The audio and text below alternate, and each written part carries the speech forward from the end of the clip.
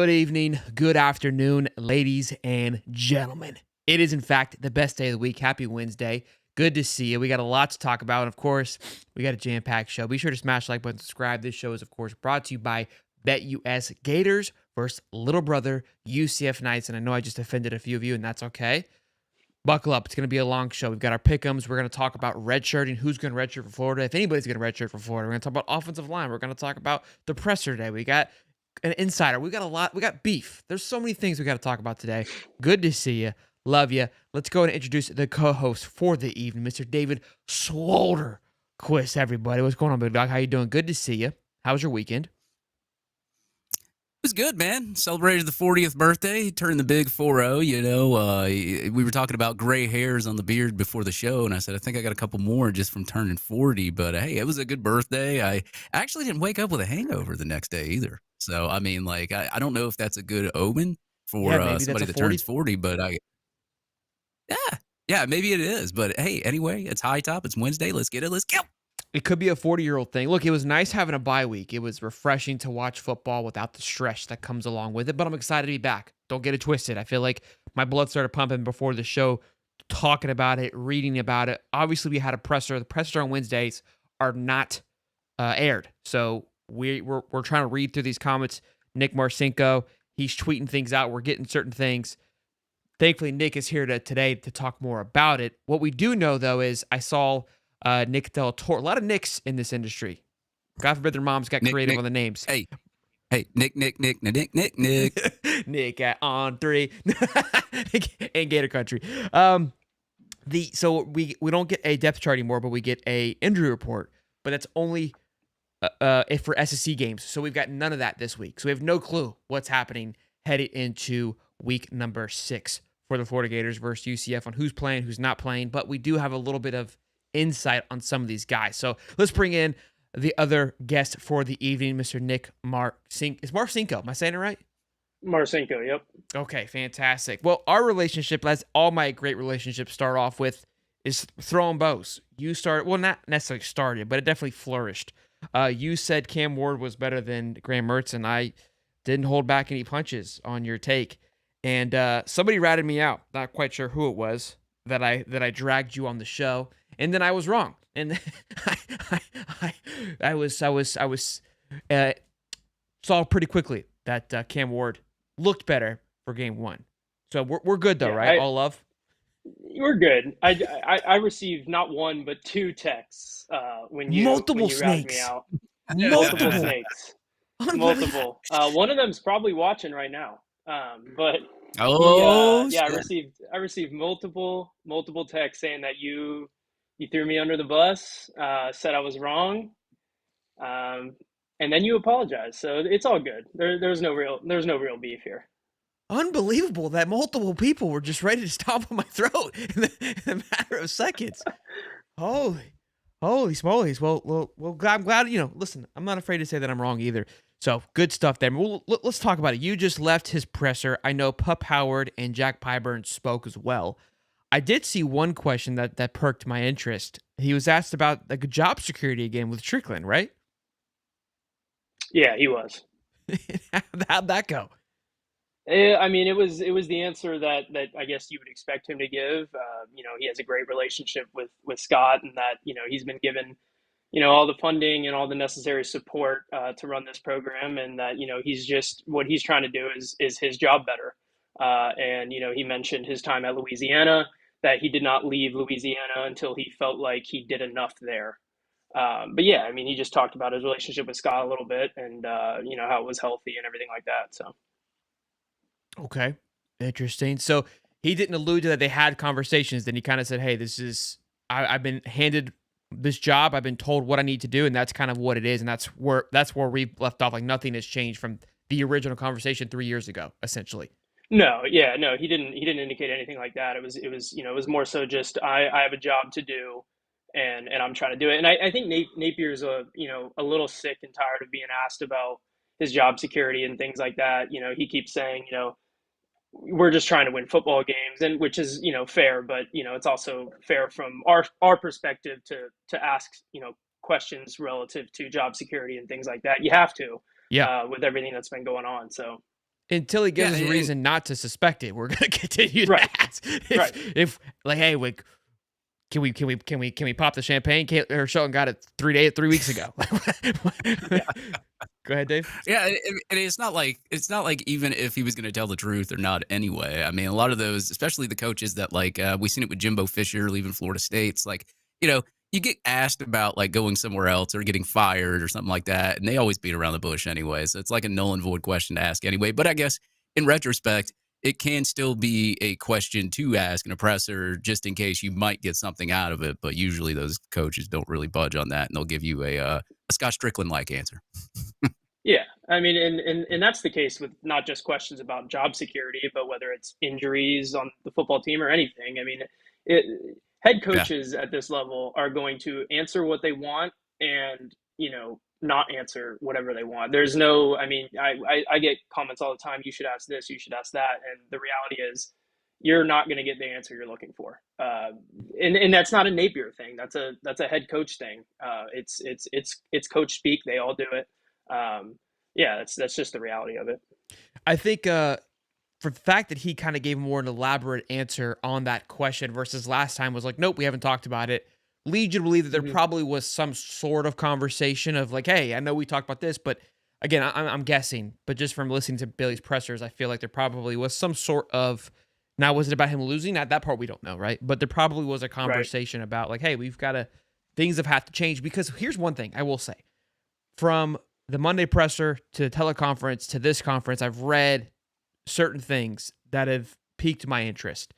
One of the things was he mentioned that they mic'd up players this week to hear the communication on defense. I believe it was just defense. Maybe he did it on offense too, to hear how guys are communicating with one another, because there was a big concern last week with the tempo. When Mississippi State started doing tempo, the guys looked confused, and Triquez Bridges made a quote on that, which we'll read a little bit later on in the show. But it feels like, and they also talked about how they had 3 hard practices. They changed this bye week from what you typically see on a bye week. It's like all of a sudden they're like, our back's against the wall. We got to just completely flip the script of what people are used to and try something new, which is completely against what we've seen and know from Billy Napier for the last 3 years. Like him calling an audible in the middle of the season, middle of a game, is not him. So that's what has me, I would say, excited going into this week, is that at least there's an attempt to make changes. And maybe he's just finally telling us these things when before that he wouldn't. But I feel like these are big changes. What was your thoughts, and what was the kind of the consensus when he said that in the room today? Yeah, I mean, he also mentioned that he had done that in the past. I don't know if that was this season or last season, Okay. or maybe even at Louisiana. I'm not sure. He didn't explain that thoroughly, but I would agree. I thought it was interesting to hear the players' perspective as well from it, and how they were kind of able to, in the meeting room, listen back to just the conversations going on with the in between play process and everything like that. I think that to me is where the value's at. So that the kind of the players surrounding the Mike linebackers can hear, okay, this is how much these guys are communicating. Like, we need to be on top of things.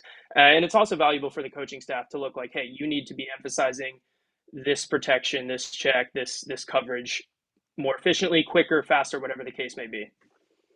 So is it more so the communication coming from the press to the linebacker's helmet? That's the communication they were listening to, or all of it? Well, I think they were listening to all of it. Okay.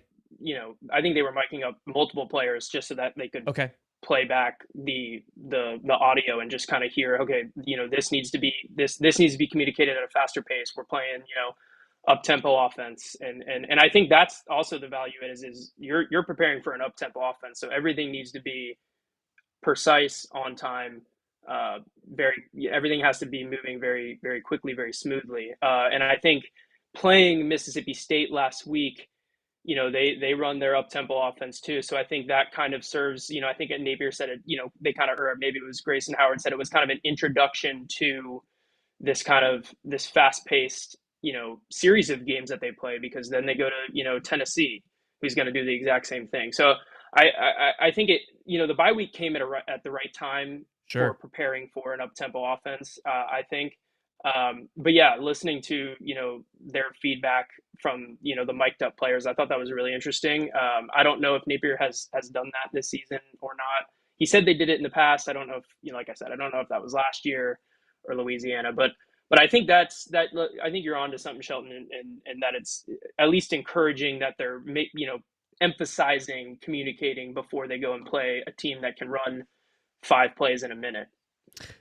I do want Yeah. to emphasize because I got a little, not criticism, but there's going to be some venting of like, we've heard this before. We've heard how great things were. We've Mm-hmm. heard this was the greatest practice they've ever had. Not ever, but it was a really good practice week.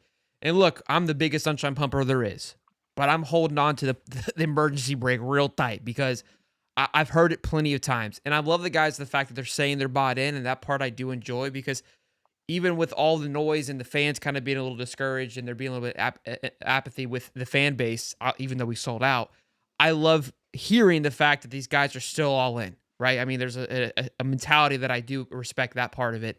We've got to see it on the football field. Like I was thinking about it in the gym today. It's like, you know what? At this point, dude, I've watched 5 weeks of college football. I saw Georgia flip a switch in a halftime. I've seen Colorado make progress over the last 3 weeks. I've seen Oregon make progress on the O-line and their defensive changes. We've got to see progress. We haven't seen it in 3 years. I need it, Billy. I need it. Well, Yeah, I mean, I think go for it, David. I was going to say, I think it's too little too late. And I think I said this with a strength and conditioning coach. Yeah. I said, is that too little too late? I mean, I think it kind of was. I mean, you look at everything, especially giving up 240 yards rushing on the ground. And we're going to get into the statistics of UCF and Florida here later. But, you give up that much rushing yards against one of the worst teams in the SEC. And you still let them score, I think, like it was 21, 28, some odd points like that. And you still beat them. So you come out with the victory. So that's fine.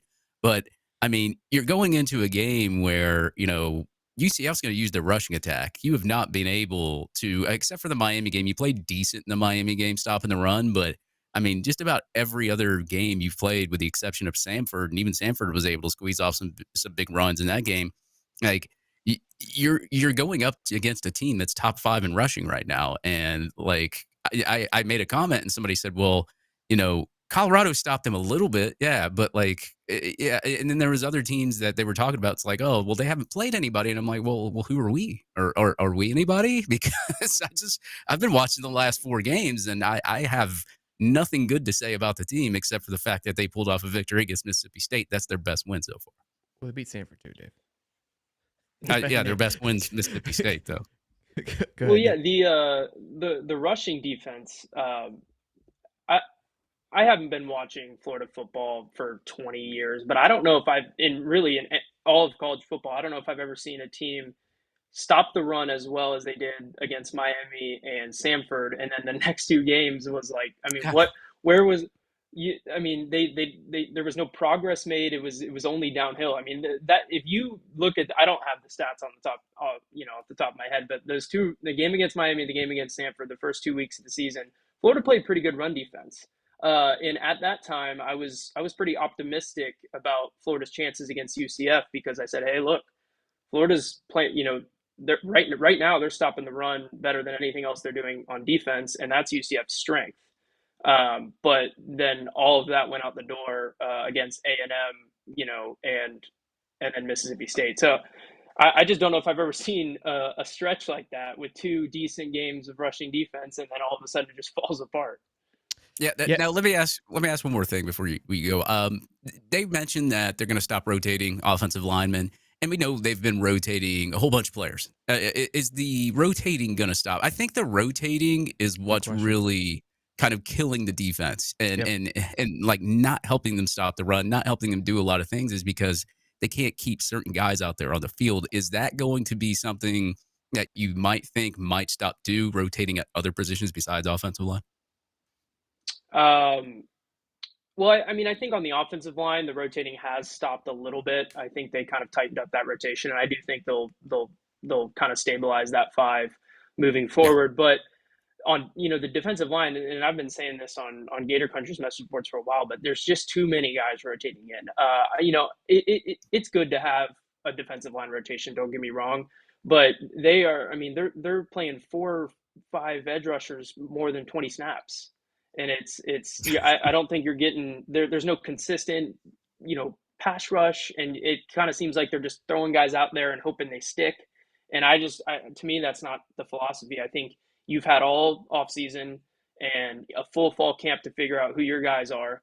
And look, I think Napier is going to continue that rotation because, like I said, they're not generating a pass rush, and Napier said today in the press conference they're trying different personnel groupings, different rotations to try to find any sort of momentum they can coming off the edge. And I think Jack Pyburn's one of those guys that's going to receive some more playing time here this week against UCF.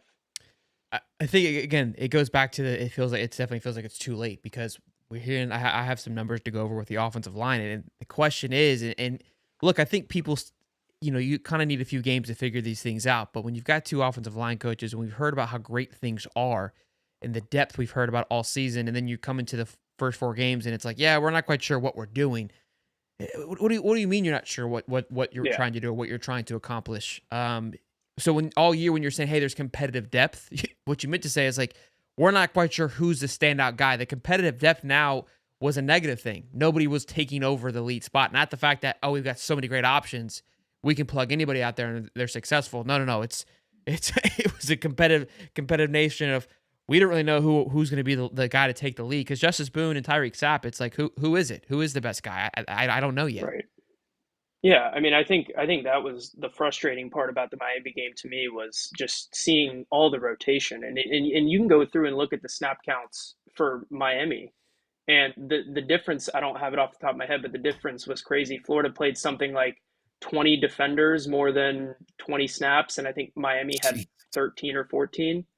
And it's like, so Miami had this whole offseason just like Florida did, an entire fall camp, and they figured out who their best players were, but Florida is somehow rotating on the offensive line. They're throwing 10 guys out there in game one. Now, if game one was against Samford, then that's one thing. But this is an in-state rivalry game. It's literally Billy Napier's biggest game in his entire career, and they're playing 10 offensive linemen. And to me, I was frustrated because the game felt like a tryout. Yeah. And I felt that those kind of decisions should have been made during fall camp. I think it's cool to hear, like, that we've talked about these things on our show schematically, and we're going to read a Bridges quote where he talks about the scheme and maybe simplifying things. And even Napier said it on Monday about keeping things simple on the defense schematic wise. And we talked about it with Jarvis Moss and Stephen Ayers on a dinky little podcast here on Monday about that. It's like, if we got 3 guys coming together over hanging out, talking about it on a Monday, and we've talked about this time and time again, Stephen Harris comes on every Monday and breaks it down. And again, he tries to sit from a respective point of like, look, maybe I don't know what's being called. I don't know what they're being coached. But from my perspective, here's what it looks like.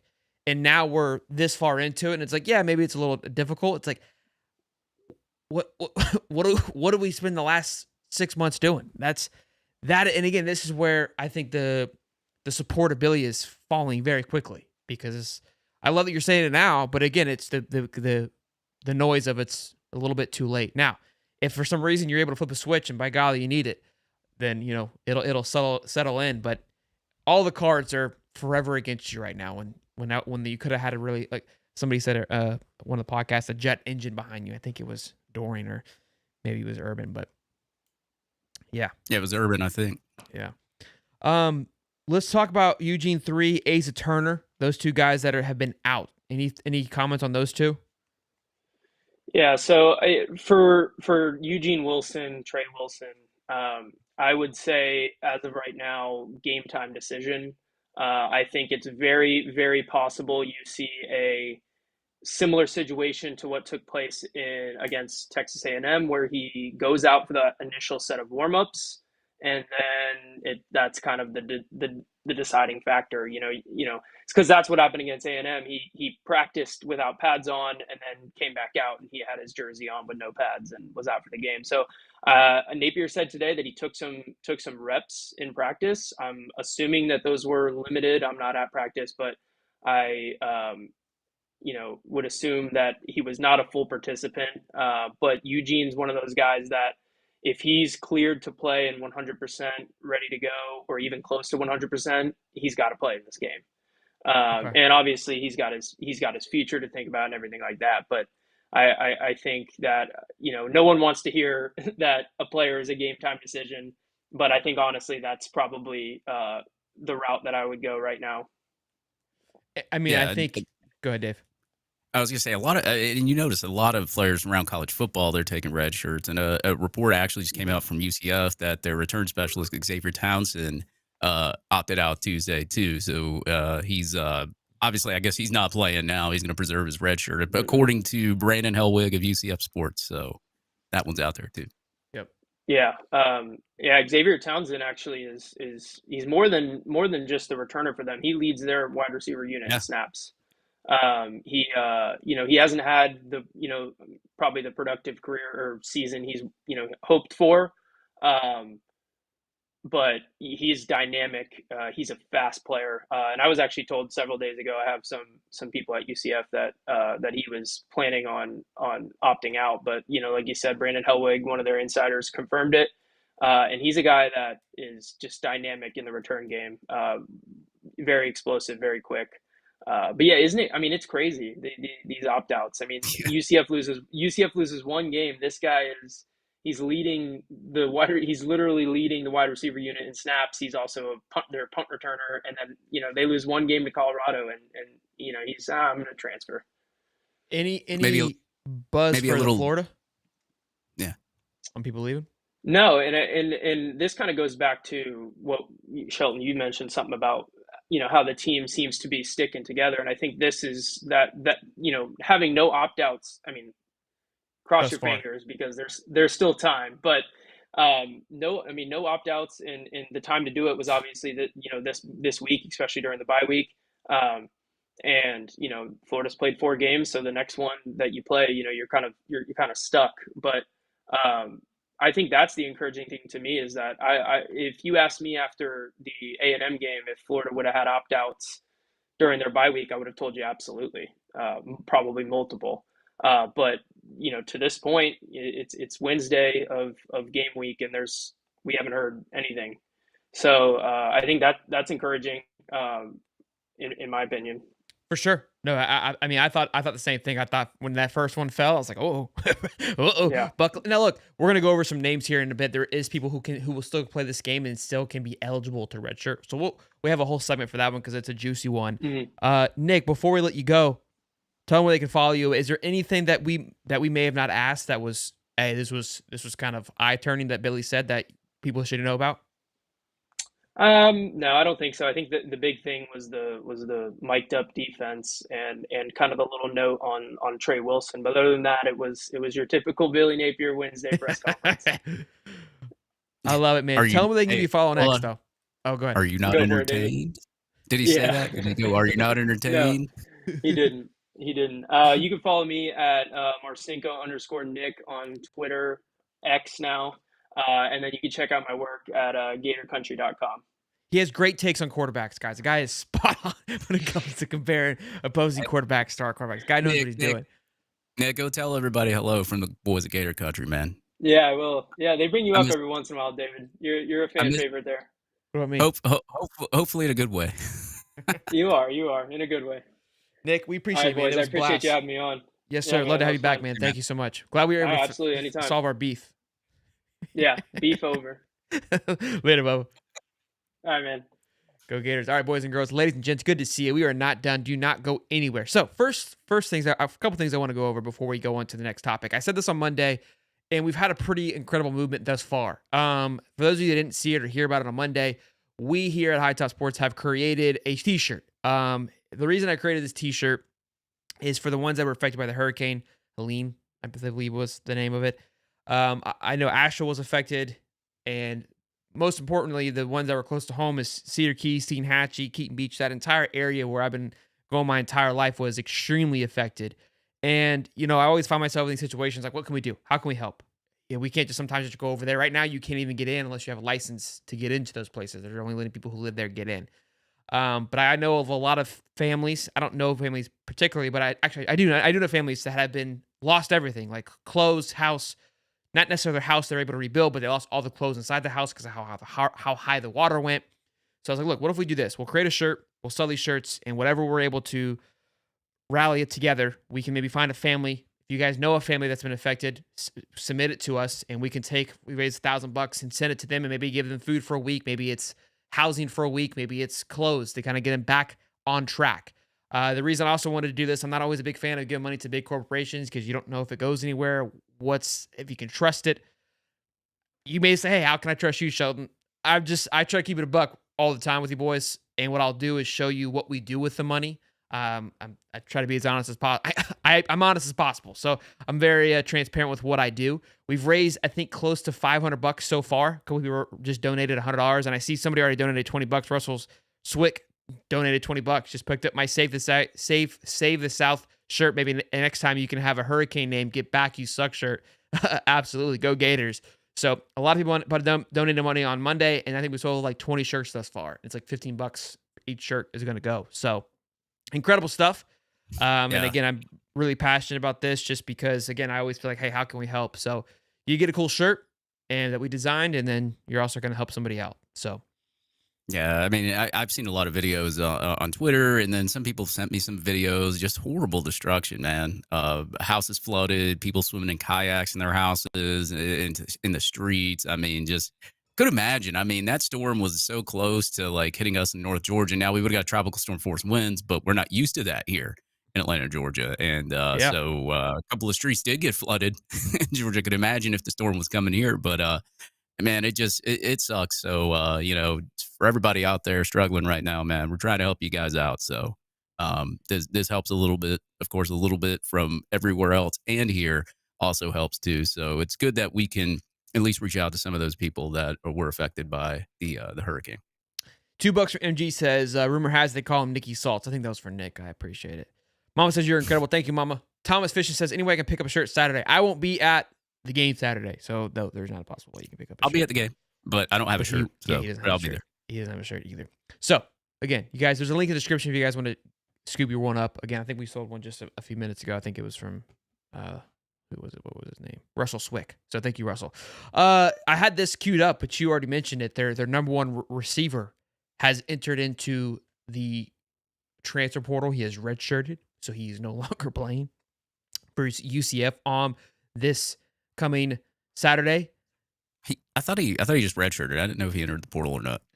It said like to enter, to eventually enter, and I think is how I read with it. the antenna it says the antenna transfer. Yeah. So I just kind of put the two and two together and went on from there. So that was what and so that kind of leads us into our next topic, obviously for us, right?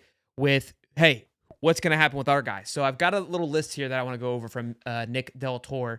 Shout out to Nick. And he put the snaps, or basically not the snaps, but the people how many games they played, right? So we've got a handful of guys that if you play 4, you're good. Once you play it past the 4, then you're basically locked in.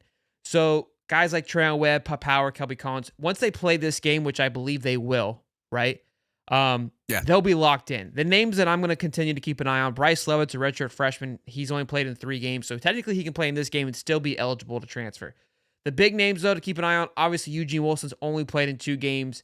Jakeem Jackson's played in 2, Sharif Denson, Bryce Thornton. These guys, there's some time there. I'm not saying they have any intentions of leaving, but Eugene Wilson's obviously a big one. Other ones are Abrams, Teddy Foster, Josiah Davis. Those are all freshmen. So for us to really get worked up about those, I wouldn't be too concerned. Again, the biggest one is going to be Eugene Wilson. Gregory Smith, Deontay Robinson, those are freshmen. Cormani McLean hasn't played a single game at all. And we got a couple other guys that haven't played any games either, that haven't got anything counted towards them. But again, I'm not too concerned about those guys. So we've heard a few names possibly being tossed around. Again, how much weight is there to put into that? I wouldn't know. But there was a quote actually from Napier, which I found very interesting. Says, we haven't had the problem necessarily. We've had a few situations that were mutual, but we've got a hungry group out there. So that leads me to believe that there may be some. And depending on who it goes, there may be like, yep, totally get it, man. It's probably best that you do that given the circumstances. And we'll never know who it was. If Eugene Wilson enters the red shirt, I can assure you that wasn't a mutual decision. But there's 17 running backs. There's a couple of D linemen. Maybe there's just with the depth. If we see some of those guys, it could be like, hey, they talked about it. Here's what's happening. That's what it was. So it was interesting they at least addressed it. And they even asked Pup Howard, hey, what were your thoughts on the opt-outs in football and how they affect the team? He goes, look, I don't think that it'll be a problem anywhere on this team, offense or defense. Now, these guys are professionals. I don't think Pup would come out here and be like, yep, there's 10 guys that are leaving, guys. But I also, look, I think he does believe, like, hey, I don't think it'll be an issue. And even if Eugene, we keep saying Eugene, the reason why we feel like Eugene, I think, is we all see the writing on the wall. It's like you got an electric wide receiver that when he is on the field may not be getting the ball enough, and we can see frustration. And if there is a identity moving forward, would he be likely to leave? Outside of that, there hasn't been any word or inkling that he would leave. It's just simply a gut feeling. Who knows? He may love it there and be completely content. He's just actually dealing with injury. We genuinely don't know. We're looking at like the rest of you guys, like, hey, on paper, this is how this appears. Yeah, I mean, you look at the freshmen and how many games they played. Freshmen most of the time aren't really concerned about like playing time because they've got 4 years to burn anyway. Most of those players play out to their senior year before they're drafted. Some of them get junior year if they're that good. I would consider Eugene Wilson that good of a talent to go his junior year, but I mean, we still have to see it. Obviously, he had one good year. He's only played in 2 games so far, so that's a name to look out for. I'm not going to say that that's going to happen because I have no knowledge of that, but I will say that I would expect some players to redshirt. It's just who is going to redshirt is the key there. So I mean, any Florida fans that don't think somebody could redshirt this year, I mean, you're seeing it all over college football. There's players on this roster that may want to transfer because they haven't gotten any playing time. There's ones that might see the writing on the wall for Coach Napier and want a red shirt and probably put their name in the portal later. So it probably will happen here. Names, obviously, those are confidential anyway. Even if I knew any, I wouldn't put it out there. So it's a dicey situation. But at the same time, I don't think any Florida fans are going to complain as long as they get the wink, wink head coach that they want. But yeah, I mean, I would expect some red shirts. It's just a matter of who and when and what happens after that. It's weird that this is even a conversation, right? We're like, yeah, we would expect it. Like it's the norm, and I hope it does not become the norm. I feel like we're still in this weird area. Here's my thought on it, because this kid from UCF, right? Like Nick just said, they lose one game. I don't know, like they're not out of playoff contention. Like this, they could. I mean, more likely they are, but mathematically they are not out of it yet. He's the number one receiver on the team. Now this team isn't really a throwing team; they're a running team, so that could play a factor into it. I don't think he had many yards. I think it's honestly a big thing is NIL. I think these kids are like, hey, I'm leading the team. Can I get some more money? Because why, especially when you're the leading guy, you're the go-to guy, leaving now and quitting in the middle of the year makes zero sense to me. Like you're going with your values high. It doesn't make any sense. I think it has to 100% do with an NIL situation, which doesn't make it any better, which makes me feel more comfortable with somebody like a Eugene Wilson, right? Why? Because you can still transfer at the end of the year. Why redshirt this year when I don't know this by any, I'm just guessing that he has a probably pretty good NIL deal with Florida. I'm sure he's being taken care of. And if you were to redshirt and basically quit, I'd imagine that NIL deal would go by the wayside. So why not play this year out? Because your value is still going to be there, and you're still going to be able to grow, and it's going to translate into the NFL. I understand some of it. It's like, I don't want to waste this year. If you're someone like Eugene Wilson, this year's not going to go to waste if you come out there and ball out. Every time you touch the ball, you're electric. Everyone knows that. And if you were to go into the portal at the end of the year, he'll still be fine. So I think what we'll see if anybody does leave Florida, it'll be the guys that aren't playing anyways. And it's like, look, I don't see a future on this team. I realize now I'm not made for this. I'm not cut for this. This isn't the team that I thought it would be, negatively, positively, etc. I'm not going to burn this year because I'm not playing anyways, and I'm going to move on. Where they would have redshirted probably regardless, but now it's more of like, I'm just making the stamp now to, hey, I'm heading out. I could be wrong, but I do think that Florida has done a good job from an NIL perspective.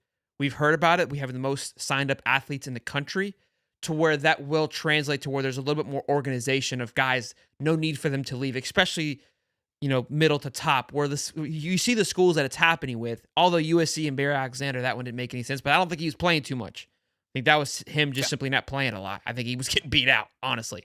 The UNLV thing was a money thing. Obviously, I'm sure their collective is a little rambunctious. Old Miss with Whittemore, or Mississippi State, excuse me. Again, I don't have the answers to all of that. I'm trying to piece this together like anybody else, right? Just simply what I'm seeing thus far. Yeah, we're in a tough situation for that right now. And I think that's why, like, if you see somebody redshirt, does that necessarily mean they're transferring?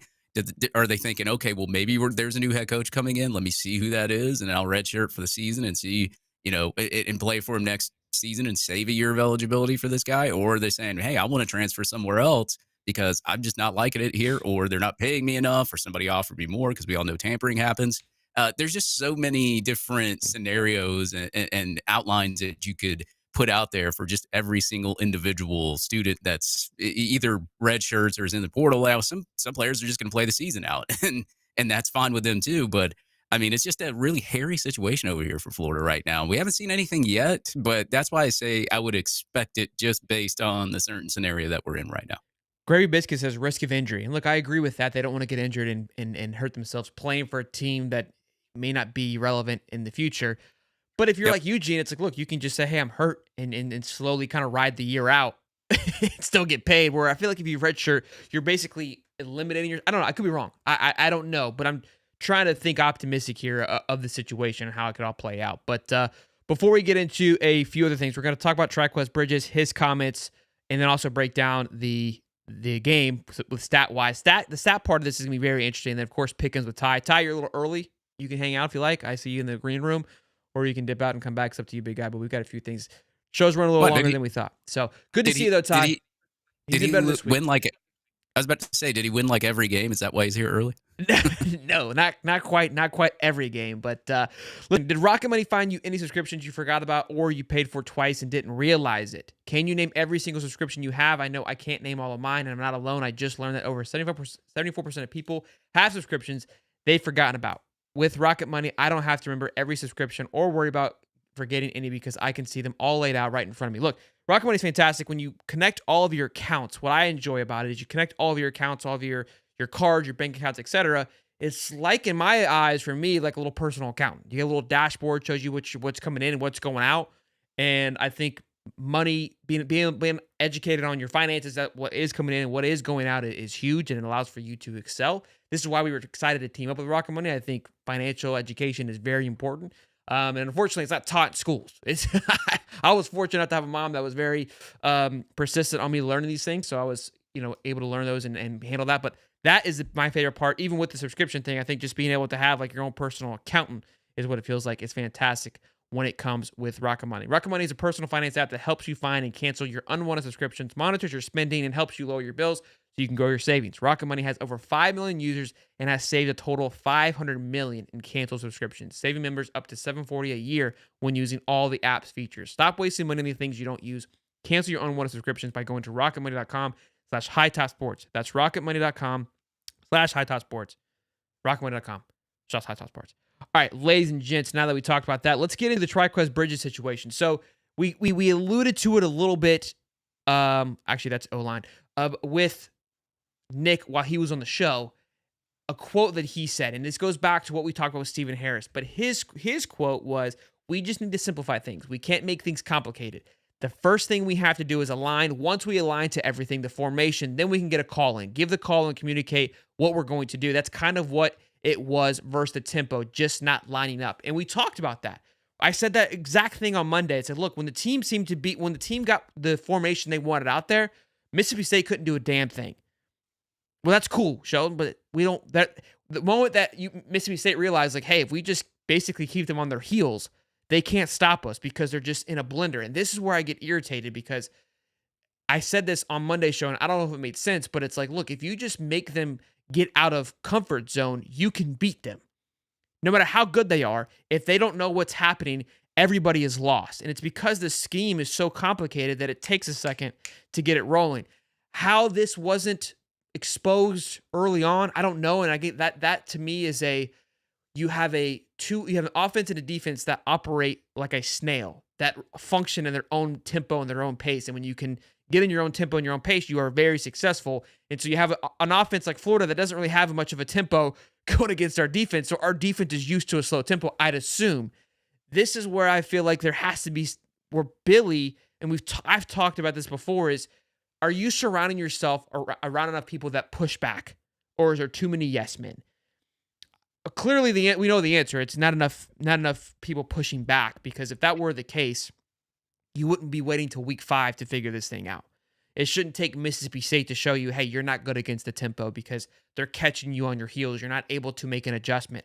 If you realize, hey, they're moving quickly, okay, we've got to either, one, call timeout, which we didn't, to get in a different subgroup in, and two, we need to simplify our play call. We need to be able to get this call out much faster and be able to throw a sign up to group 1, 2, and 3, separate the field. I don't know. I'm guessing here, right? Like this is me thinking off the top of my head. If I just always get just ran down the road, right, on a quick tempo, hey, what can we do? Because I'm not getting the play out fast enough. Okay, hey, coach, there's 36 assistant coaches on the sideline. All right, you in the pink shirt, which these guys dress up and hold up cute signs. When you hold up this, these 3 guys, you're focused on this guy. These 3 guys, you're focused on this guy, and these 3 guys, you're focused on this guy. That way, we're not all kind of discombobulated. Maybe I'm crazy, but I feel like that's where we struggle on, is making in-game adjustments consistently. And that's been a thing since going back to last year. Again, why isn't there anybody that's challenging that? Why does our media team have to be the ones that challenge that? That's where I get irritated. So we'll see. It's glad that they're finally addressing it, but again, a little bit too late. So kind of the mantra of the show.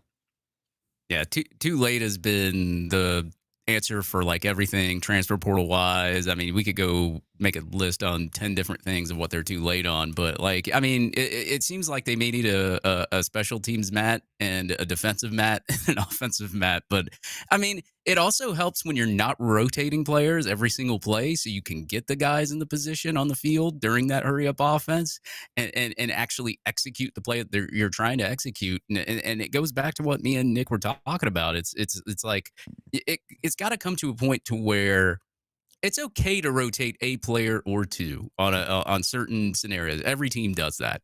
But when you're consistently rotating players, then it's like 4 and 5 at a time. It's like, how are you going to get these? How are you setting these kids up for success? First of all, because they're confused now because the new guys are coming out there and they're like, okay, well, it was this play. Where am I supposed to be? You know, there's somebody that's going to be confused when they ran out there on the field. You eliminate the confusion by just keeping most of the team out there on the field. They already know what play's being run. The hurry up's going, and they can execute the play on defense. And obviously tackling and all that matters too. We missed some tackles last game, and that's fine. But I mean, having the players in the position to get ready for the play, I mean, that's 50% of it. The other 50% is execution. I saw a one-run play that Gator Nation Football Podcast, shout out to them, that they ran against Mississippi State, where there's 2 high safeties. There's 2 safeties right there.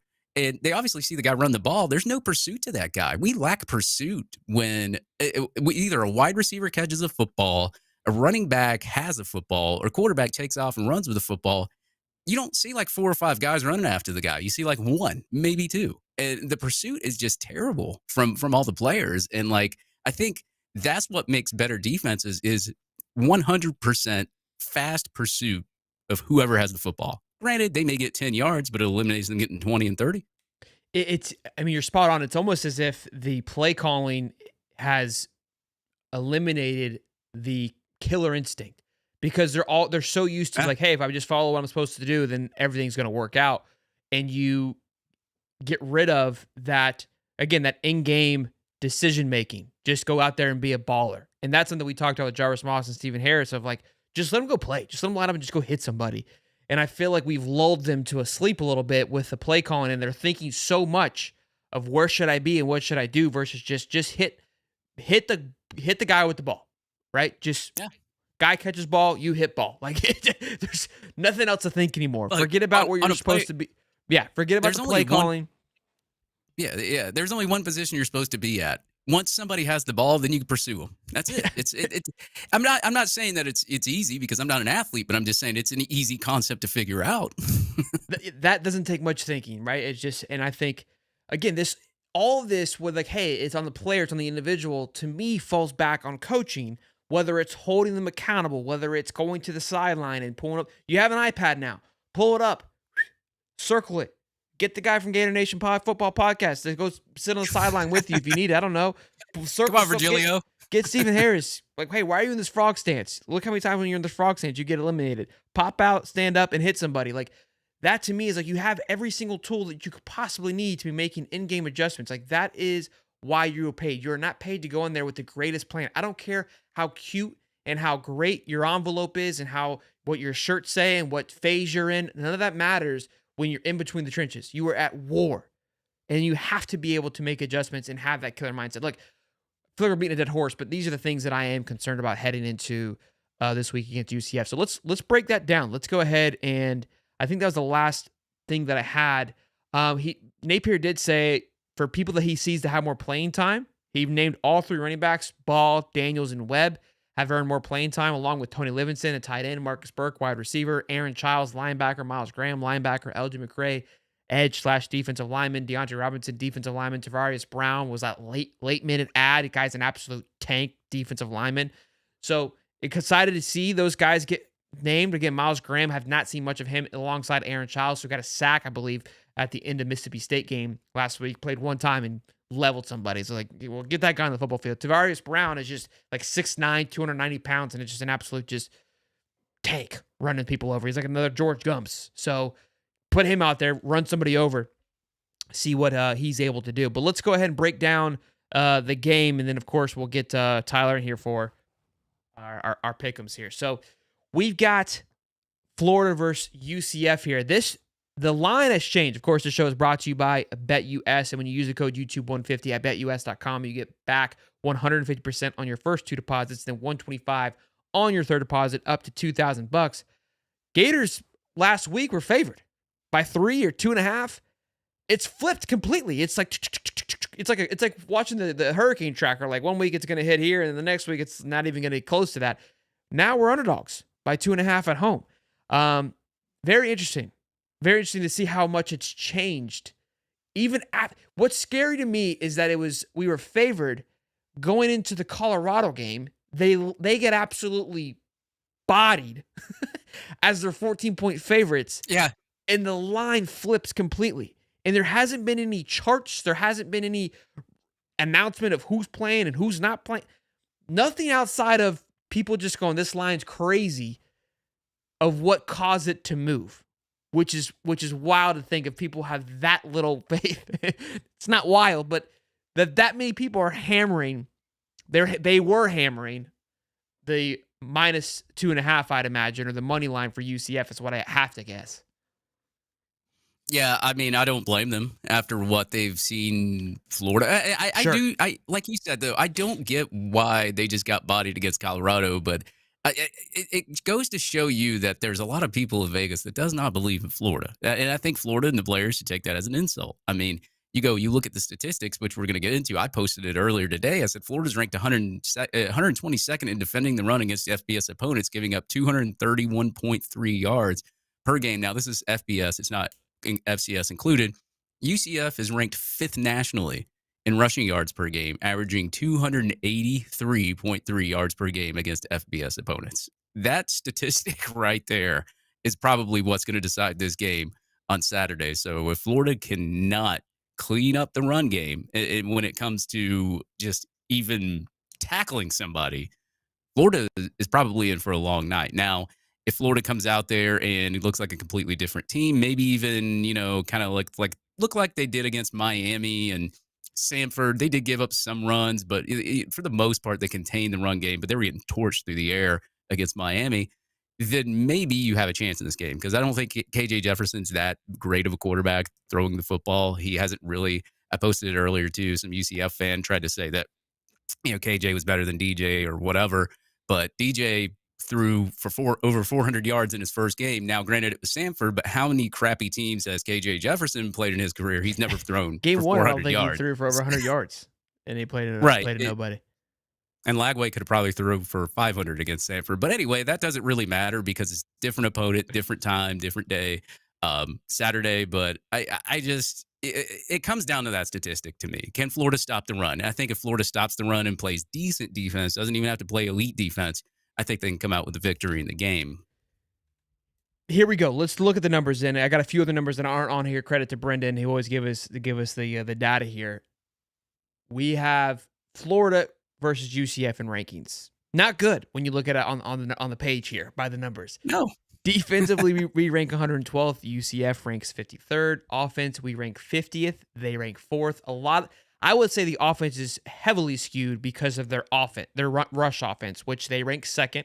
We rank 84th in rush offense. Here's the pro on this, is that Colorado does not have much of a rush offense, and they obviously had success, which I'll get into here in just a few moments. So, and their rush defense is much better than ours, but their rush offense was not there. So we shouldn't need it, but we need to make sure that we're effective with it. The passing offense, which similar to Colorado, I think they're ranked top 10. Florida's ranked 30th. UCF went down from before that game. They were rated higher. They went down a little bit. They did not pass the ball very well. Rush defense, though, this is where we drop back tremendously, is 109 to their rush defense is 11th. Again, why their defense versus our rushing doesn't matter. We haven't ran the ball effectively this entire year. So doesn't really, again, matter too much. And our pass defense is rated higher than theirs at 97 to 106. Here's the data, though, that I want to get into. And this is where Colorado took advantage, and this is where Florida has to take advantage. Hopefully Billy's watching, so Billy, buckle up. This is a shout out to Brendan. And he gave me this last week, and I followed along with it last week in comparison to how Colorado would handle this. So the biggest takeaway is, yes, they're number one in rushing, but their red zone offense, they rank 118th, where Florida ranks 34th. The issue with Florida is just moving the ball down the football field, which we've seen, but we've shown, look, once we kind of get in there, we've got great play calling to score the football. Our rushing defense ranks second. This is shout out to Brendan, by the way, which is huge. Colorado's red zone defense was like 25th, I believe, or 23rd. They had a turnover and a fourth, basically 2 turnovers because they had a 4-down stop as well. That's where Florida is going to have to take over the football game, is getting stops in the red zone, allowing them to get into the red zone, because obviously we've shown success in the red zone. We're ranked 34th, 4th in the red zone offense. That's going to be a key. And then turnovers, something we have not done great over. Colorado had 4 turnovers, 1 for a return for a touchdown. It was a fumble. Those are going to be the key factors. And then special teams is another big one. In punt returns, we ranked 23rd. Punt return defense, we ranked 26th. Kick returns, 38. We've heard how great the special teams in. Again, when a game like this, where I feel like it's going to be close and there's going to be the knick-knack, paddywhack, and areas where we have to capitalize, it's going to be in those moments. How can we turn the field over on punts? How can we get big returns on kick returns, right? The other part of it, because, look, they are going to rush the ball. They ran the ball in Colorado. They ran the ball for 180 yards. That's a successful day for most teams. UCF likes to rush it for 200+ for them to have success. So if I'm Billy, and it's like basketball, right? When guys get on a run, that's okay. Steph Curry's going to get 30. You can't get worried about it. KJ Jefferson's going to rush for 50, 60, 70 yards. That's going to happen. The key is stopping him at right moments and making sure that you capitalize on their weak areas, understanding what those areas are and capitalizing on those moments. If Florida's able to do that and not get up and caught up in the fact that, hey, they run the ball very well, they're going to run the football. Unless you're all of a sudden decide to show up with the best defensive line in the country, which we haven't seen it, you have to anticipate that. And that's what I hope Billy's able to see of, like, look, don't get too worked up about it. Don't try to get cute with it and try to do something different and allow for a piece of their game that we have not seen explode, because that's typically what we do. We allow for KJ Jefferson will throw for 340 yards. This guy hasn't done it in his entire career, and somehow that's what he'll do. And that's where I'll blow an absolute gasket. I almost rather just run for 300 and be like, yeah, we just couldn't figure it out, versus the other thing happening, because their cornerbacks, UCF's cornerbacks, wide receivers, all that is trash sticks. They are a one-man band. But that defensive line is wicked. I will say, watching them against Colorado, it's a wicked defensive line. They get off the ball very quickly. Something that Colorado did a great job of was getting the ball out quickly, which is something that we've had an issue with doing. Our routes, I feel like, sometimes take a little bit too long to develop. The blueprint's there. I watched it last week. They need me, call me. The ability should be able to, they have the ability to get it done. They have the talent. Can they call the right game? Is going to be the question. That's all I got to say about that. Hopefully that was enough, Dave. Yeah, I mean, if you look at the statistics, UCF's not a good pass defending team. I mean, they're ranked 121st against FBS opponents, giving up 303 yards passing per game. And, you know, obviously we've tried this with Graham Mertz, this whole DJ Lagway, Graham Mertz experiment. I think if Florida just sticks to the bread and butter of what brought them to the dance last year, I mean, you don't have to throw the ball 60 yards every play just because you're forcing your quarterback to push the ball down the field more, because that's what they were trying to do before the season. Obviously, it's clearly not working. You're eating guys up alive in the 10 to 20-yard range. You were last year. I think this is what Florida can do. They stick to the bread and butter. Obviously, the run game is a concern because we haven't been able to run the ball. I posted this statistic earlier today on Twitter as well, and I have UF leaders in yards per carry because I care more about yards per carry and looking at the attempts on top of that than I do how many rushing yards that you have. And right now, your leader in yards per carry right now is Jaden Ball. He's averaging 9.8 yards per carry on 10 attempts. Yes, it's 10 attempts, but we seen him in the spring game as well. This dude can tote the rock. I do not know why they have shied away from Jaden Ball. I know he had one fumble against Samford. That's fine, whatever. But I mean, this guy obviously is an elite. Well, I can't say elite right now, but he is a massive weapon for your offense right now. You got Jacoby Jackson, who's averaged 6.1 yards on 11 attempts, but you see just a different gear and shiftiness with Jaden Ball. Montrell Johnson, 4.8 yards per attempt. You got Treon Webb, 4.4 yards per attempt, and Kanan Daniels really hasn't played that much, only had 3 attempts for 3.3. So, I mean, I think Florida, if you're going to try to run the ball as well, I think you need to see a lot of Jaden Ball this game, and if you can pass it over their heads, toss it 10, 20 yards down the field in chunks, and then just drain clock, I think you have a chance to win this football game. But man, you are going to have to play some run defense because if you're not, UCF's going to drain that clock running the football. KJ Jefferson is going to be all over the field as well. And at the same time, like you said, red zone. I mean, if Florida's not giving up these big runs and they're not even getting them in the red zone, they're just scoring, that's going to be a big issue for Florida too, according to the statistics and how good that they are in the red zone. So I think Florida just really needs to stick to their bread and butter. And hey, it might look like South Carolina and Florida like it did last year, just a big shootout, but it may be UCF running the football as opposed to Florida passing the football. Yeah, I think, look, running the ball should not be the key to this. Colorado had success running the ball. They ran the ball for the most they had the entire year, and I think it was because UCF went out there with the intention they're going to throw it and were playing, hey, they're going to throw the ball, and so they were able to take advantage of that. They're going to come to the Swamp expecting us to run the ball because that's what we do. Billy has to throw them for a loop. The faster we score, the quicker we put them on their back, the more likely they're able to get out of their comfort zone and start throwing the ball. When they can get into their rhythm and run the ball, that's where my concern is. So yeah, and I've seen this kid RJ Harvey play. I mean, he averages 7 yards per carry, 525 yards, 8 touchdowns already. I mean, I've seen this kid play. He's really, really good, and that's a guy that you're gonna have to stop. I mean, this 525 yards already, and you're averaging 7 yards per carry. And look, you can say, okay, well, they've played this opponent, they've played that one.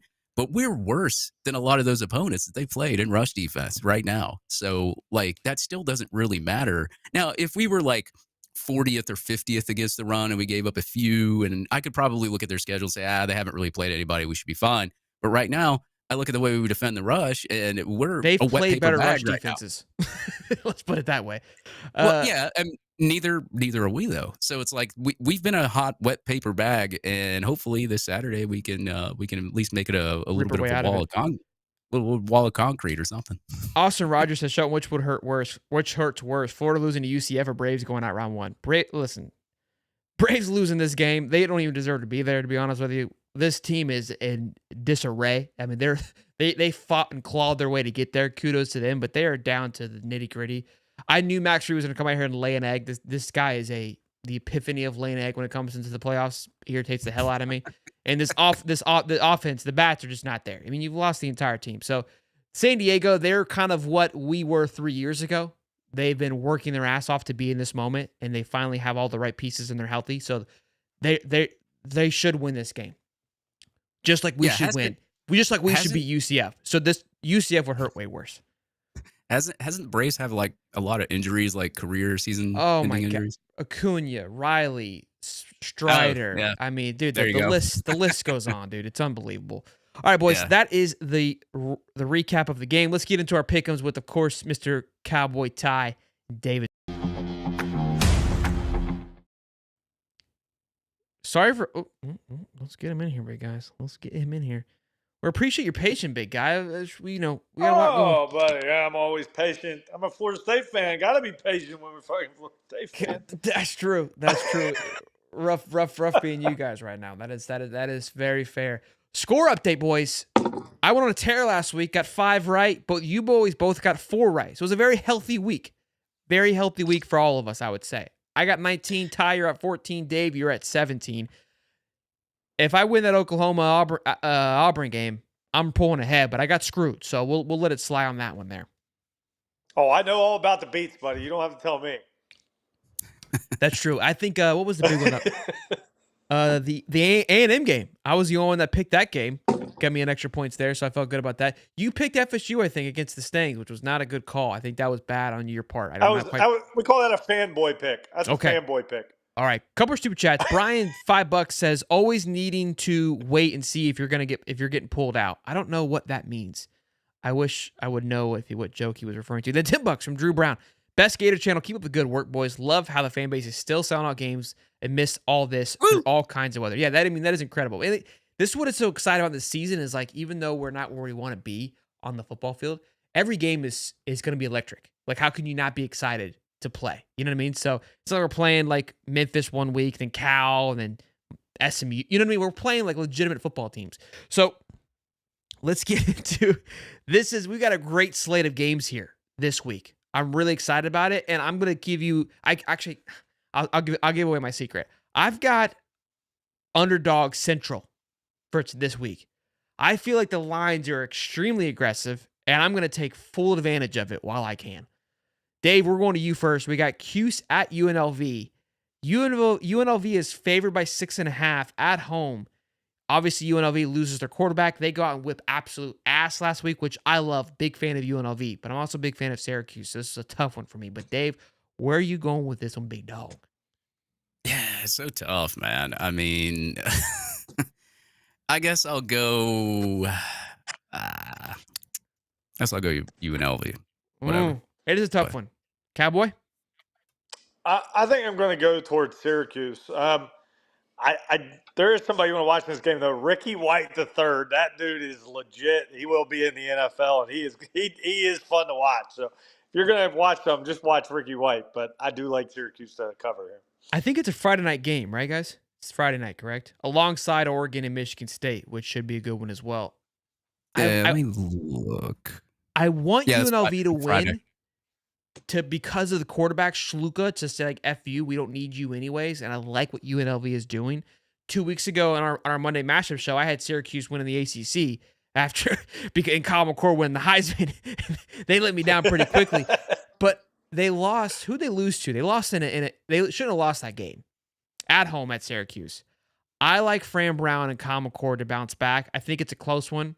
I would like for UNLV to pull it off by 3. Best case scenario, UNLV, because Syracuse is kind of out of it. So let UNLV be that big Power 5 or non-Power 5 team to get it done. I like Syracuse to get it done. Cowboy tie. We got the Stangs at Louisville. Stangs coming off a big win. I think they scored like 42 points against some FCS school last week. Incredible win by them. Who do you got? I mean, you're not far off right now. I mean, I got to tell you, you are not far off.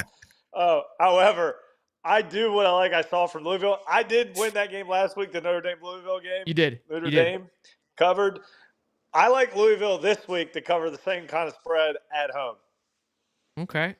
I'm going to take the Stangs. The Louisville let me down last week, and they got absolutely bodied by Notre Dame. I feel like this game should have been a lot closer because it was like a 12-point spread. Maybe it was a 7. Maybe it was like a 9. It was 7. 6.5, actually. 6.5. It was 6.5. Okay, but they won, but they lost by like double digits, I think, right? It was like 14. Yeah, but it was close. It was kind of like that Illinois Penn State game. I don't feel like it felt like that at all. I feel like Notre Dame felt in control. I think the Mustangs, they have a pretty high tempo offense. And look, I think it was a 7-point game. Look it up while I go and Am I wrong? Maybe I'm wrong. I thought it was double digits. I think SMU, we'll find out which team is legit in the ACC in this game, and I still like the Mustangs to get it done. It was 31-24. 31-24. Notre Dame. Maybe they closed out strong then at the end, because I know at one point I think it was like 31-17. The last that I saw it was 24-14 at half, and then I guess it's 24-14 at half, and then 10 points, 7 points in the fourth quarter. So, I look, I think they had the big enough lead. It never felt close to me. There was plenty of other games on it. That was the least game that I was worried about. I do know that. I do know that. Dave, what do you got, big guy? Yeah, this one's a little bit hard. I'm going to go Louisville here just because of the way that they play that fast-paced offense and all that. But I will look out for SMU. They got a running back averaging 7.2 yards per carry right now by the last name of Smith. I think it's going to come down to Louisville's pass game, their run game, kind of like UCF in Florida. But I just have a little bit more confidence in Louisville. Love it. Auburn at the Dogs. 24 points. I thought this was absolutely disgraceful to the Auburn Tigers. The Dogs do not have a great track record of covering. They just don't. Okay. And they haven't covered it all year, and they've lost. And I know they look good in that second half. Auburn has shown to play Georgia tough last year. Or in the past, they did it last year. I think Hugh Freeze and Auburn is in a place of sketchiness. They gave that game away last week. It is absolutely disgusting how they lost that game against Oklahoma. Go look at the stat line. If I read it to you and didn't tell you what teams were what, you would say one was Auburn and yeah, that team won, and you're like, well, there's no way. Or it's disgusting how the fact that Auburn lost this game. Oklahoma did absolutely nothing to deserve to win this game, but except win it. So kudos to them. 24 points is ridiculous. I think Auburn handles their business and they bounce back and do things, but I can't believe that Georgia's going to get 24 points. I don't see it. I think it's going to be a close one. I think the SEC is in for a wild ride this year, and it's going to start this week with the slate of games that we're about to go over here in the next 3 games. So I'm taking the War Eagle, baby. Dave? Yeah, I'm kind of on the same boat with you. It's not the fact that I don't think Georgia could cover that spread, but that's a lot of points. And when Auburn and Georgia play, like you said, it's just some weird chemistry that they have to where that game's close, or Auburn will lose by like a touchdown or 2 touchdowns. And I can't pick Georgia just based on that spread, but I think Georgia does win the football game. Cowboy? Last week, Georgia played a game that they don't want to play, and that was from behind and throwing the ball over the yard to come back, which they ended up doing. I think they want to run the ball and control the clock, which they will do in this game, which makes me take Auburn because they're going to play that slow style of football like they want to play. Dave, we got Ole Miss at the Cox. Ole Miss coming off a loss to Kentucky, who the Cox beat at home. Who you got here? That D line for South Carolina is playing really, really good. And last week I just saw them play Kentucky. Ole Miss's offensive line kind of struggled against Kentucky there a little bit in that game. And South Carolina, you're going to give them almost 10 points. I'm going to go with South Carolina. But give them the cock. Ole Miss can score so quick and fast too, but it's just so hard. I mean, like if the D line for South Carolina plays well, I think I'm correct on that pick. Now, if Ole Miss gets time to throw the football, I think I'm wrong, but I will pick South Carolina. It is a risk, but I will pick South Carolina. Ty? I'm always in the boat that Ole Miss is just a very overrated team every single year. I mean, that's just the boat I'm always in. And they always win 9 games. They never win, they're just that kind of team. South Carolina is going to cover this game. They might even win the game outright. So there you go. Yeah, look, this is a tough one for me. I want to say Ole Miss, but they just looked flat. When they played a team that slowed the game down, that made them uncomfortable, they didn't have an answer for it. And this South Carolina team is honestly very similar to that team. Offensively, though, is their quarterback back? That's the one thing I don't know. Sellers? With the glasses? Yeah, I'm not sure. That's a good question, but that is a big deal because Robbie Ashford is not a passer. He is. Yeah, because South Carolina could have won that LSU game, but they didn't have the ability to move the football. That's my concern, is that even though Brock Vandagriff did not show the ability to move the ball, they were able to control it and move it enough, and I don't think South Carolina can move that ball. That's going to be a big one for me. I was going to say, if we find out, can we change our picks? You guys already picked. All it says is he's questionable. Very questionable is Lenore. Well, that means you don't get to look up shit either. You got to pick. I was all in on the cock until the fact of that quarterback situation has really got me concerned. I'm still going to stick with the cock. I think 9.5 is a lot. I think Ole Miss gets it done. The ability of them to score quickly scares me, but they didn't show it last week, so I'll take the cock. Look, I told you I had a slate of the underdogs.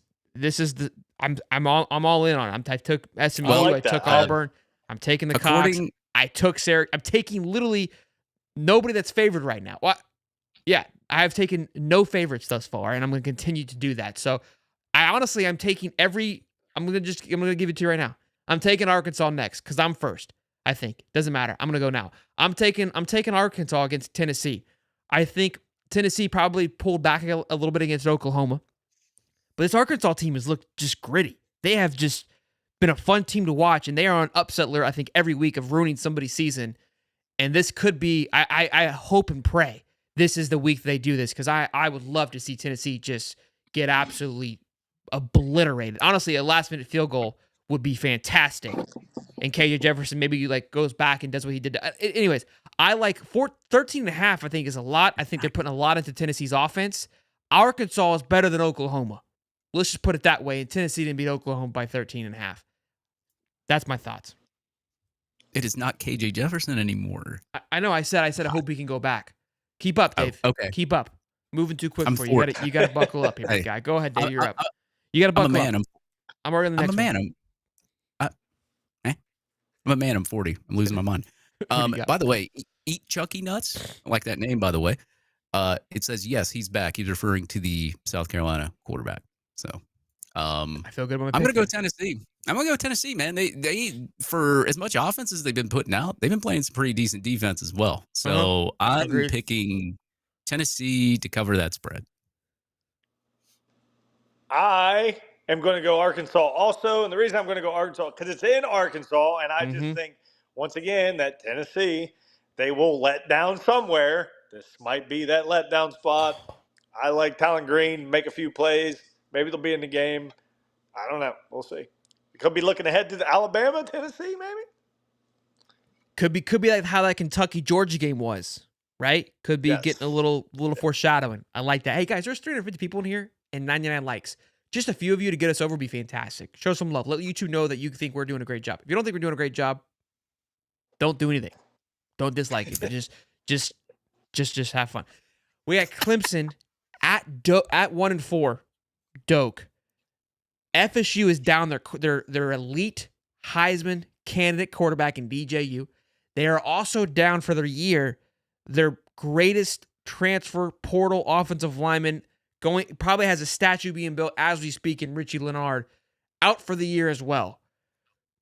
This could be the start of the downfall for FSU. I'm not sure, but it doesn't look good.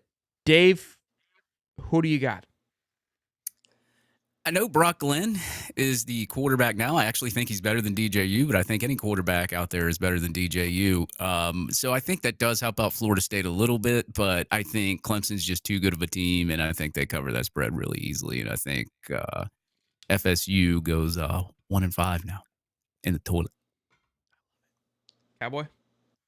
But, I mean, this isn't even – I think it's disrespectful to only be favored by that many as Clemson. Like, I like – should be 21, there's nothing about that team that is even fun to even watch. There's, like, Cade Klubnik is not even good, and he is going to light us up. I'm here to tell you. He is going to light us up. Since losing to Georgia has looked like the best team in the ACC by a lot. I think they're better. They've looked better than Miami. Klubnik they looked can't better. Throw. He's just have they not looked better than Miami, bro? They put up 50 points a game. They're out here making everybody look like. Their defense is good. Their defense is very good. Their offense is very suspect. Peter Woods and that D line, man. I'm telling you. Look, honestly, that Georgia game, they showed a lot in that first half. That game was a great game, and Georgia was able to pull away in the second half, but they kind of held into it, and like there was a sign of, hey, this team kind of might have some juice and then it got blown out. It ended up being 30-3, but they kind of held on for quite some time. Yeah, I mean the defense was carrying them. The defense is carrying him. There's no getting around it. Cade Klubnik will make plays with his leg, but his throwing ability is just not to a level of playing teams like that. It's just not. FSU is in shambles. Joke may win 2 games. Your second win will be against that cupcake before Florida. Against Florida. Our second win will be No. There's a game before Florida that you guys will win. Brock came out and looked like complete dog shit. Your team is in complete disarray. I don't feel bad for you. He got thrown in the fire. Give him a break. It's crazy how bad you guys. I can't even fathom the fact that you guys went from conquered to unconquered to conquered is just. This is ridiculous. I couldn't believe it. It's the biggest turnaround I've ever seen. It's nuts. It's nuts. $5 says, figure my birthday is a good time for my first super chat. Well, thank you, That's Carl. it, Happy baby. birthday, the 3rd. Salute my fellow TFLL coach, Dave. What's up, Shelton? Go Gators. He said Libra. We're Libras, man. Oh, Libra. Okay. Yeah. Libra See? TFL coach. Hey, shout out to Carl. He's the man. Happy birthday. Thank you for the TFL coaching, even though we got robbed from it anyway because the guy was a Tennessee fan that was running it. But hey, shout out to you. I love it. J&J Trucking says, I'm doing a parlay as we speak. Hopefully on betus.com using the code YouTube150. Last game here, boys. I have taken the dog, except the Clemson. I did not take the dog because that just sounds disgusting. But I'm obviously going to take the dog here again. I am going to remind everybody that last 2 weeks ago that Dave selected Mississippi State over Florida. I stick true to my colors, orange and blue, baby. Give me the juice. I mean, if there's ever time to follow a parlay, this one might be dialed up. Don't do the UNLV Syracuse and don't do the SMU game. Those two are those are not trustful picks. Auburn down, spit on me. You know what I'm saying? Like, I feel like I'm dialed in with those boys. The 1-2 up top, those are sketchy. Those are close. It's Gators money line if you really want to make your parlay sexy. Dave? It is at home. They should be giving us Thanks, Dave. 3 touchdowns to win this game. But I don't trust Florida defensive running. I haven't trust Florida defensively all year. They've looked like the most unprepared team that comes out there. Not saying that they don't have the talent. It's not on the players. It's on the coach. But I have to pick UCF till they can prove me otherwise. So I'm going UCF. Oh, fuck. Ty? I mean, I'm taking UCF also. I'm just picking the best player on the field, and the best player on the field is R.J. Harvey. There is no getting around. I've been talking about him all year. The guy is electric when he touches the ball. He might go. You two should get dinner 80 together. You two should get dinner together. Boys, hey, look. There is a thing called jinxing too. So let's hope that works. No, you can't. You can't pull that card. You can't pull that card. Ty, no, I'm not. I'm just saying. Yeah, Ty, there you go. We love you. Thank you for coming on here. We may see Ty on Saturday for our college game day. He's always there. And of course, you can catch Ty on our Monday matchup show in the morning. Ty, thank you for coming on early, hanging out with us. I'm sorry it took a little bit longer, but I do appreciate you. Oh, buddy, I'm all game for whatever. You know that. I love Big Guy. Good to see you. We will be in touch. Go Gators, and good luck to you this week, man. I mean, you're going to need it, Big Guy. The comeback trail's already underway, buddy. Comeback trail's The comeback. Here we'll we see go. you, big dog. All right, the comeback starts here. Again, this show is brought to you by BetUS, ladies and gents. And when you use the code YouTube150, you get back 150% on your first 2 deposits. And then on your third, you get back $125 up to $2,000 when you go to betus.com. Slap this parlay in there, big dog. You know what I'm saying? Minus the SMU Syracuse game, feeling pretty juicy. Steve Harris is he's mad I picked UCF.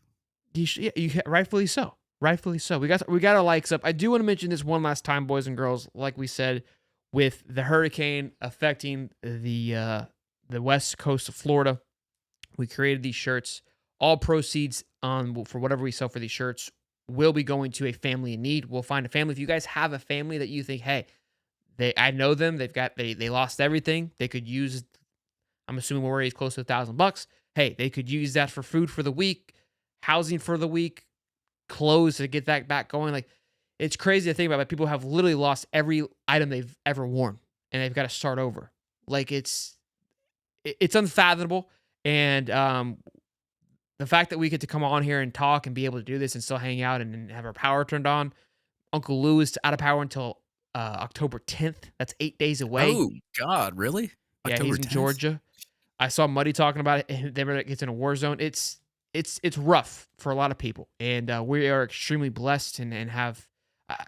I just kiss my baby and kiss my wife. Just like, hey, we're thankful that we get to wake up and see each other and be cold and be able to go buy food. It's just when you see how what it could be, you really realize how great we really do have it. So we are in a place to be able to help and do things, and not everybody can. And I get that too. So if you want to help and you see like, hey, I wish I could do more, this is an opportunity for you to do that. If you're already doing it, great too. But I at least wanted to. We had a community. We have this opportunity. We have a platform, and I was like, look, let's not let this platform and this opportunity go by the wayside. So we wanted to help out as much as we possibly can. Well, Dave, you're going to be there this Saturday, right? Yeah, I'll be there this Saturday. I'll be there. I'm coming in Friday. I'm going to go to the Florida Victorious event at the Cantina. I think they just advertised that yesterday or today. So I'll be there with Alan, who does a lot of the stuff for the website and everything else. So I'll be carpooling with him, and then of course I'll be hanging out at Harmonic Woods Tailgate all day long because that game is 7:45. So we're gonna have a good 12 hours of tailgating. So if you folks have not came to Harmonic Woods and experienced it, that is one hell of a tailgate. That is the best tailgate out there on the block right there off Museum Road near Lake Alice. If you guys need a pin that I could send you for the exact location for Harmonic Woods, you can go ahead. I'll go ahead and drop it to you. Just send me a DM at HighTopDave on Twitter, and I'll send you that pin. But hey, man, I'm bumped and ready, man. I love going to the swamp, win or lose. I love the tailgates, love the atmosphere, love the people, like being social. I love talking to everybody. So it's always a good time when I go down there to Florida. Hey, who knows? If we beat UCF, then we can claim the 2017 Natty. That is true. They should put that up for offer. I like that bet. Chase, he ordered a high top koozie, made the high top koozie literally just for Chase. I got a little funky with it. I hope you like it, Chase. Let me know how it is when you get it. Send me a picture of it. I have not ordered one myself yet, but I wanted to go a different approach. I like what I was able to create. I think it's a cool design. So hopefully you like it, Chase. Let me know once you do get it. And Famous says, great job using your platform, High Top Sports, to the rescue. God bless you, brother. Bless you, my man.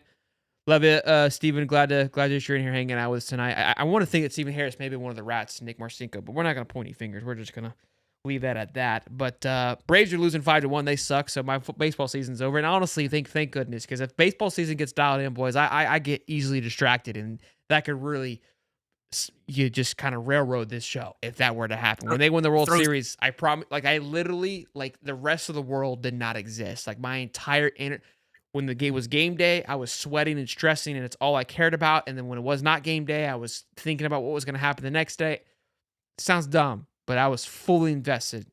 And we need to get you down here to the Braves Stadium on a weekend or something. We can go to a game.